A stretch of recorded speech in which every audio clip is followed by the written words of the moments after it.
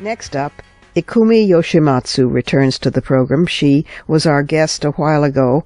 You may recall she's the Japanese beauty queen who turned feminist and then took a stand against the gangster underground, the Yakuza. And before she leaves the country, before she leaves the U.S., we wanted to get her on a second time to talk about how she's expanding her campaign about violence against women to take on all of Japanese culture. Welcome back, Ikumi. Welcome back to the program. Thank you for having me again, Robin.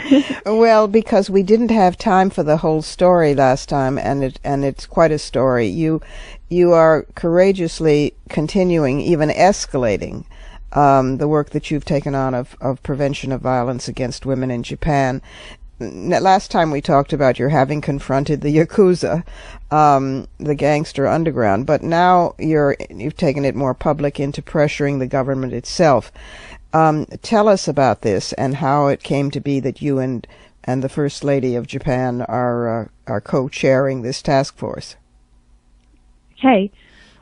Since going public 3 months ago, with my personal story of attempted abduction, being stalked and intimidated by a Japanese talent agency executive who works for the top entertainment industry Yakuza boss in Japan, millions of women have felt empowered to speak out.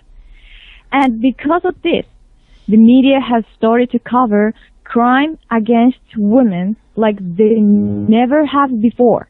For the first time, women being murdered by stalkers and forced to commit suicide is becoming front-page news. So last year, the Prime Minister Abe stood in front of the UN and said that he wants to see Japan become a country where women shine. So last April, he implemented a recommendation that I made as the youngest member of the Ministerial Population Crisis Task Force to require all public companies to include at least one woman on its board of directors. Yay! And I recommended that the number be 30% women within 5 years, which is bring Japan up to par with Northern European countries. But even starting with one woman will change corporate attitudes. Yes. Yeah, so, and now I have started the Stalker Zero campaign on change.org, which received more signatures than any previous campaign in Japan, and has become a place where women are writing about their own personal experiences. Ikumi, we can access, women in the West can also go to Stalker Zero. Yes, sure. Yes, on change.org and sign it. Good. Okay, so that's on change.org, listeners, and you would just do a search for Stalker-Zero campaign or for the word Ikumi. Go on. Exactly. Good. Go on. Thank you. And I'm gathering specialists and legal professionals to author strict new law recommendations to present to Prime Minister Abe. And my biggest supporter is his wife, First Lady Akie Abe. She told me that when she visits other countries like the U.S., other first ladies are very active in social and political issues.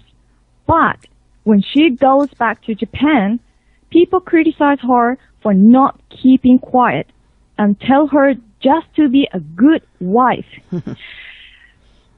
I think she's the first activist wife of the Japanese Prime Minister, and maybe she's the moral compass for her husband.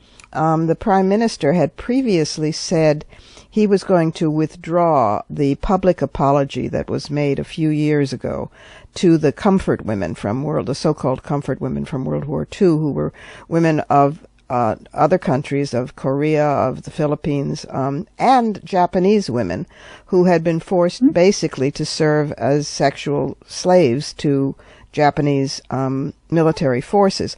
And there was an apology made after much pressure from the global women's movement. And And just a while ago, Abe had said he was going to withdraw the apology for the sake of patriotism. Yeah. And then just this last week, he said no, he changed his position and the apology would stand. Do we think that the First Lady maybe is an influence behind that? Yes, I think so. And it seems that the opinion of some people in the Japanese right wing is that these women were common prostitutes. Right. And all 80,000 to 200,000 of them. So they are not on an apology. That's right. Yep. But the testimonies of the women who survived provides them wrong. And as a Japanese, I am embarrassed and ashamed of these comments.